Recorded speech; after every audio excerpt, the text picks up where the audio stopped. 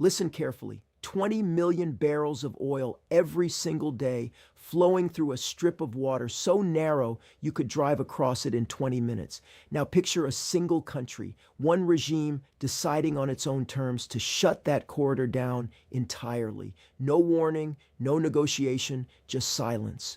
Mines in the water and fast attack crafts circling in the dark.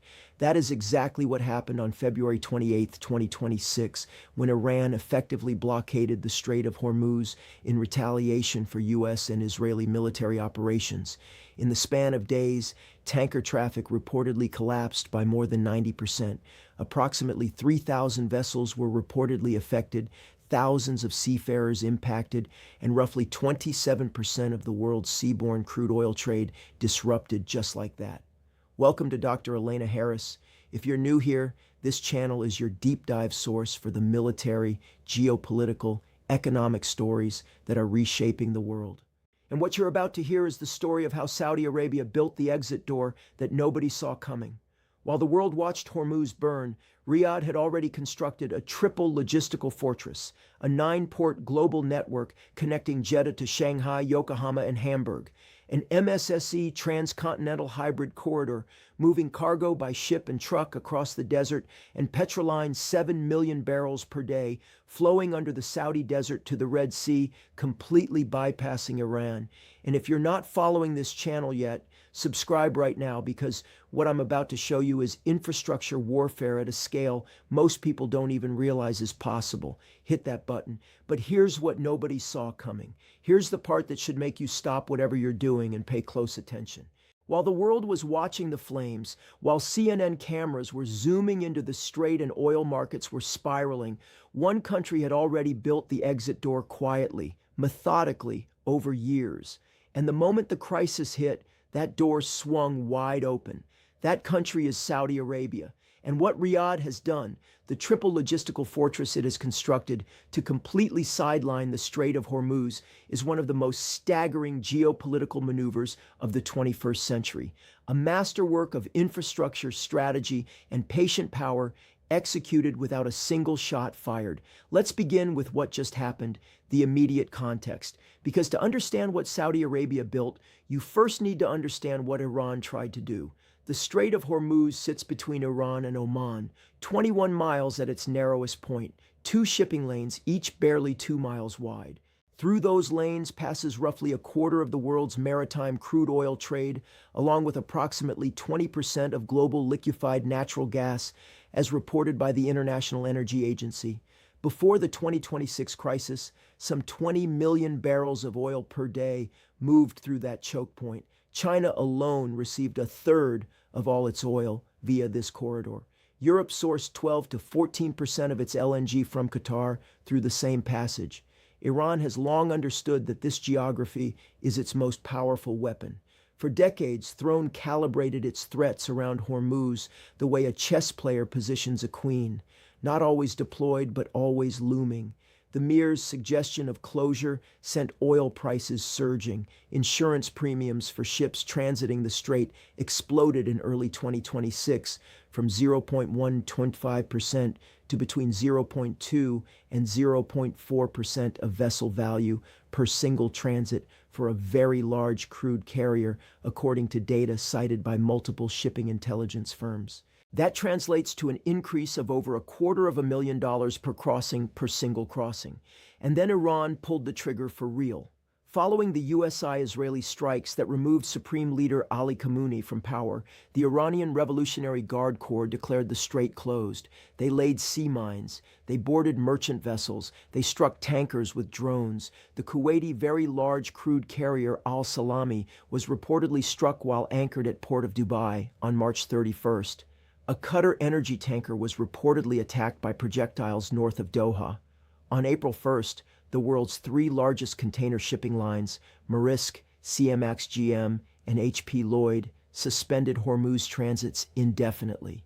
According to maritime intelligence firm Kepler, approximately 170 container ships with a combined capacity of around 450 20 UT equivalent units were trapped or restricted inside the Persian Gulf. Oil prices surged from roughly $70 per barrel just before the war to an average of $130 in March. S&P Global had already raised its 2026 price forecast by an average of $15 per barrel. This was Iran's weapon activated and working exactly as designed, except for one thing. Saudi Arabia wasn't trapped, and that changes everything. On March 12, 2026, Saudi Transport Minister Salah al-Jasser walked into Jeddah Islamic Port and announced the Western Coast Logistics Corridors Initiative. This was not improvisation. This was not emergency scrambling. This was the detonation of a plan years in the making, an entire alternative geography for global trade pre-built, pre-connected, and ready to absorb the shock that everyone else was unprepared for. What Riyadh had constructed is best understood as three distinct but interlocking weapons. Three shields, three corridors, each one powerful on its own. Together they form a wall so complete that Iran's greatest trump card crumbles against it like paper. The first weapon is the global port network centered on Jeddah Islamic Port, as confirmed by the Saudi Ports Authority known as MOANI. Jeddah Islamic Port is now directly connected to 9 major international ports spanning Asia, Europe, and beyond. According to Arab News, those connections include Tianjin Shandong, Qingdao, Ningbo, and Shanghai, and China, Busan in South Korea, Tanjung Pelepas in Malaysia and Singapore, with additional strategic hubs extending into the western and eastern Mediterranean and routes reaching South Africa via the Cape of Good Hope. This is not a regional network. This is a full-spectrum global logistics web, and Jeddah sits at its center. Let's pause on the China connection for a moment because this is where the strategy cuts deepest. Beijing is on paper Tan's most important economic partner. China has kept Iran afloat through years of sanctions, purchasing Iranian oil at steep discounts, and providing diplomatic cover when needed. But here is the reality of how Beijing actually operates. The Chinese economy consumes oil, enormous quantities of oil. Its factories require it to produce the electronics, automobiles, and industrial goods that fuel its export machine. Thousands of containers of goods must flow outward to Gulf markets every single day. A real sustained Hormuz closure is not a geopolitical abstraction for Beijing. It is a dagger into the heart of the Chinese industrial economy. So when Saudi Arabia built direct maritime links to Shanghai, Qingdao, Ningbo, and the rest, bypassing Hormuz completely, China did not hesitate. It quietly, pragmatically stepped right through the door Riyadh opened, as the South China Morning Post reported in early May 2026. Analysts describe this as a structural shift in Middle East logistics as Chinese trade flows begin rooting away from dependence on the Persian Gulf corridor altogether. China stated publicly that the conflict should not have started and criticized Iran for attacking regional neighbors, a pointed distancing from its supposed strategic partner in Thrawn. The geopolitical arithmetic here is brutal for Iran, its most valuable ally, the one it counts on most for economic survival, is simultaneously building logistics infrastructure specifically designed to make Iran irrelevant. Beijing is placing its bet on Riyadh, not Tehran, and with Saudi Arabia now positioned as the primary entry point for Asian goods into the Gulf region, that bet only grows larger with each passing month. Then there are the Japanese connections. Kubi, Nagoya, Yokohama, directly linked to Saudi ports. Japan's strategic petroleum reserves stand at approximately 16 million tons. Tokyo has always been acutely vulnerable to Persian Gulf disruptions. Its entire industrial economy runs on imported energy. A secure line to Saudi Arabia's Red Sea ports is not just economically convenient for Japan, it is a national security imperative. With the Hormuz threat now proven to be a real executable strategy and not merely theoretical blackmail, the Japanese administration has every incentive to deepen these connections. Saudi Arabia, in effect, just made itself indispensable to Japan's energy survival. That is leverage of the highest order. On the European end of the network, Southampton in the United Kingdom, Rotterdam in the Netherlands, Hamburg and Germany, the industrial hearts of Europe. These connections ensure that heavy European manufacturing, automotive, chemicals, pharmaceuticals no longer depends on the geopolitical temper of the mullahs in Thoron to maintain its supply chains. European governments have welcomed this with what one would describe as profound relief. According to officials cited in Arab news, Saudi Red Sea ports are already performing roles far beyond simple export. They are becoming regional distribution centers for Asian goods heading to the Middle East and Africa, stimulating the growth of logistics services, storage, handling, and distribution across the kingdom. Jeddah Islamic Port, it should be noted, is not simply large. After an $800 million South Container Terminal expansion completed in 2025, it handles approximately 7.5 million TUS annually. Saudi Arabia's Red Sea ports collectively possess annual capacity exceeding 18.6 million TUS, according to data from Mawani. In June 2025 alone, export containers surged 17.79% year-on-year, while import containers grew 10.68%. Much of this capacity was historically underutilized. The Hormuz crisis changed that overnight. CNN reported that Jeddah officials were projecting a 50% surge in port arrivals within 2 weeks of the crisis beginning in March 2026. And as Saudi Aramco confirmed to buyers reported by Reuters, the oil giant is now redirecting crude oil exports to load from Yanbu on the Red Sea coast instead of Gulf terminals. This is Aramco, the world's most powerful oil producer, publicly pivoting its entire export geography westward. That statement alone tells you everything you need to know about the permanence of this shift. All right, if you think that's impressive, wait until you see what I'm about to show you next, because what's coming is going to completely reframe how you understand this crisis. And if you're not subscribed yet, do it right now. This next part is the kind of analysis you will not find anywhere else. Hit that subscribe button.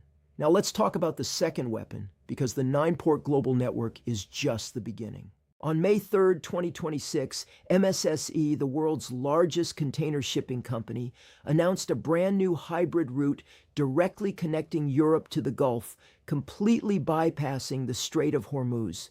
As reported by Euronews, the first vessel on this service departed from Antwerp on May 10th, with stops in Germany, Italy, Lithuania, and Spain. The ship sails through the Suez Canal into the Red Sea, stopping at Jeddah and King Abdullah ports on Saudi Arabia's western coast. But here is where it becomes brilliant. Here is where the engineering audacity of this project truly reveals itself. At King Abdullah Port in Jeddah, the cargo does not continue by sea.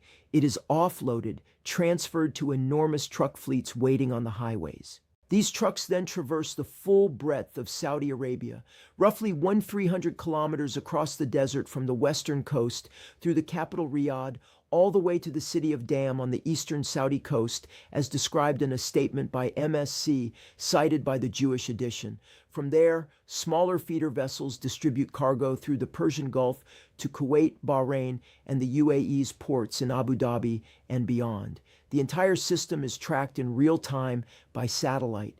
Giant autonomous crane systems move containers at Jeddah and King Abdullah with precision. A logistics park of 415,000 square meters at Jeddah is set for completion by mid-2026. Key cranes at the facility are being expanded from 14 to 22 units. This is not improvised trucking. This is a high-security, technology-driven transcontinental bridge, purpose-built for exactly this scenario.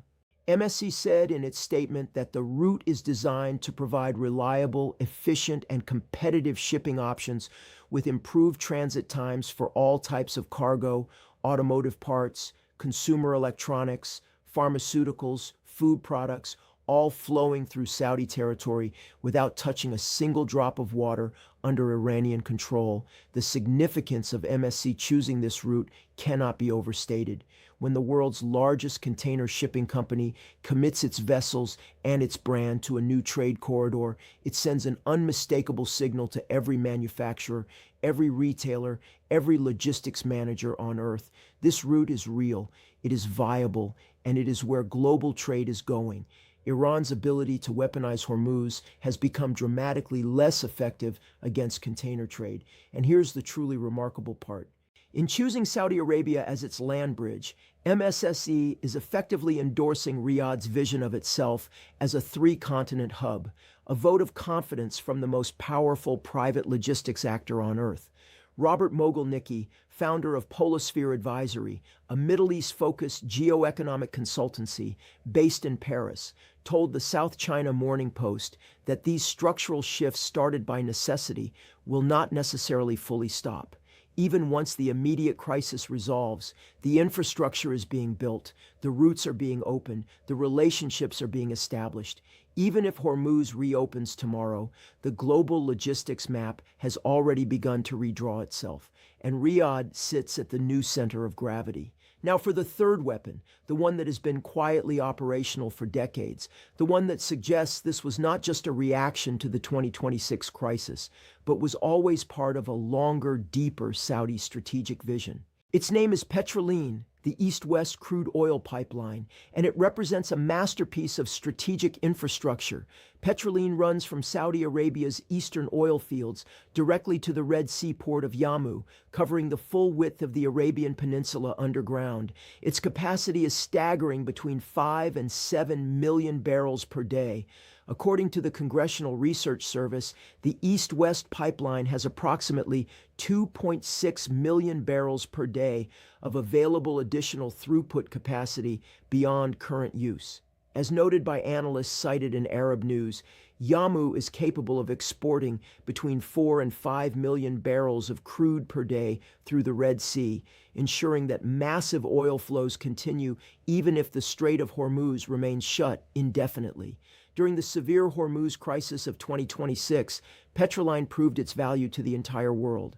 As the Saudi economist Ibrahim al-Malik stated in an interview with Al-Hora, the East-West pipeline enabled Saudi Arabia to maintain oil flows exceeding 5 million barrels per day, even as risks surrounding the Strait of Hormuz escalated, helping support global market stability at a moment of extreme uncertainty. Iran's mines, Iran's fast attack craft, Iran's missiles are unable to reach a pipeline buried beneath the Saudi desert. The Riyadh administration has deployed advanced air and missile defense systems along the corridor. China can now purchase Saudi crude directly from Yanbu via the Red Sea. No Iran risk, no transit fees, no IRGC attack boats. Meanwhile, Iran's parliamentary speaker, Galaba, according to the UK Parliament's research briefing published April 24th, was still demanding a full ceasefire as a precondition for reopening the strait.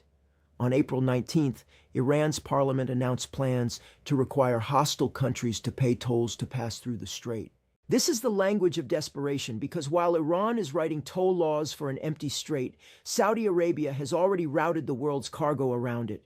The United Arab Emirates moved decisively. The ADCO pipeline from Abu Dhabi to Fujairah bypasses Hormuz entirely.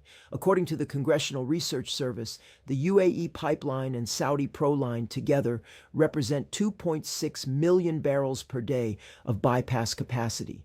Abu Dhabi National Oil Company CEO Sultan Al Jaber stated on April 9th that 230 loaded oil tankers remained waiting inside the Gulf. Iraq is preparing its own answer. The development road project from Basra to Turkey is a $24 billion mega project. According to project specifications, a combined railway and highway network connecting the Gulf directly to the Mediterranean. Cargo from Basra could travel by rail continuously to Istanbul. According to the South China Morning Post, governments across the region are building a new trade architecture linking the Indian Ocean to the Mediterranean Sea, a structural shift in Middle East logistics moving away from dependence on the Persian Gulf. Kuwait, Qatar, Bahrain, the smaller Gulf states are now rapidly integrating into the network Saudi Arabia and the UAE have built. For the first time in their modern economic histories, these countries have genuine redundancy, and Saudi Arabia's mega-city project along the Red Sea coast is evolving into something far more immediate. As Al-Hura reported on April 15th, the official Nom Company account posted a map showing quarters from European ports through Egypt to Neom port, then branching to Kuwait, Iraq, Bahrain, Qatar, the UAE, and Oman. Europe, Egypt, Nome, Gulf, your fastest route. That is not a slogan. That is a new map of the world. Before the 2026 crisis, roughly 27% of the world's maritime crude oil trade passed through Hormuz. Approximately 20 million barrels every single day. Saudi Arabia's Petroline has capacity for up to 7 million of those barrels to reroute entirely. Together with the UAE pipeline, these bypass routes can handle a significant share of Gulf energy exports without a single drop transiting Iranian-controlled waters. Now, here's the question that needs to be asked. What does Iran actually have left? Tanker traffic through Hormuz has collapsed by more than 90%. The world's largest container lines have suspended operations indefinitely. Saudi Aramco is loading crude to Yamu. China is diversifying its supply routes through Jeddah. The Iranian army can conduct exercises, position fast attack craft, pass laws about tolls, but what it cannot do is threaten ships that are not there. The global maritime industry has begun to vote with its vessels, and it is voting for Riyadh. The old empire of fear appears to be collapsing in real time. Not because of military defeat alone, but because Saudi Arabia built a better road, because Riyadh made itself more valuable than the threat. Abdul Latif al-Malim explained to Al-Hora that current developments are pushing Saudi Arabia to accelerate the linkage between the kingdom's eastern and western regions.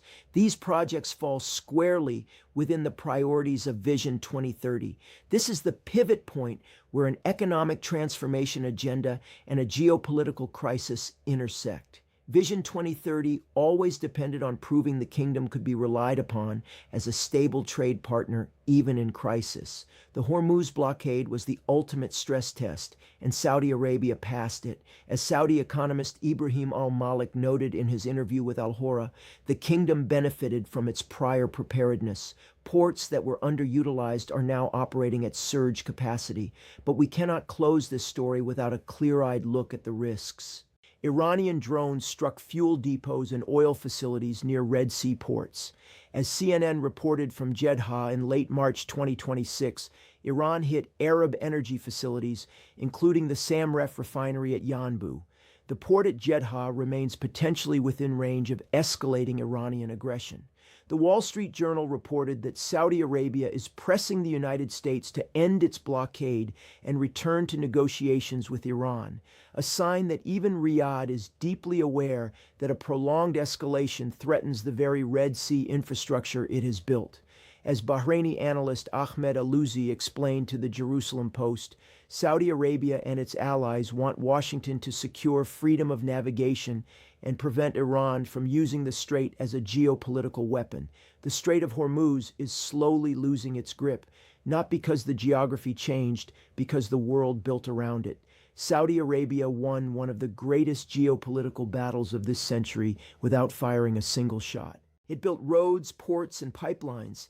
It connected Jeddah to Shanghai, Yokohama, Hamburg, Rotterdam. It ran Petroline at full capacity. And when the crisis finally arrived, the crisis that was supposed to bring the world to its knees, Riyadh opened its export door and kept the global economy moving. The triple logistical wall is complete. The 9-port global network, the MSC Transcontinental Hybrid Corridor, and Petroline. 3 shields converging on a single conclusion that Iran's greatest weapon has been significantly reduced in effectiveness. The remaining questions belong to the future. Will a cornered Iran resort to deeper proxy attacks on Red Sea infrastructure? Will the dual blockade resolve in a diplomatic agreement or escalate? And will the structural shifts become permanent, locking in Saudi Arabia's new role as the connective tissue of world trade long after the last mine is cleared from the Strait of Hormuz? If you made it all the way here, you understand this is not just about oil or shipping routes. This is about the future architecture of global power.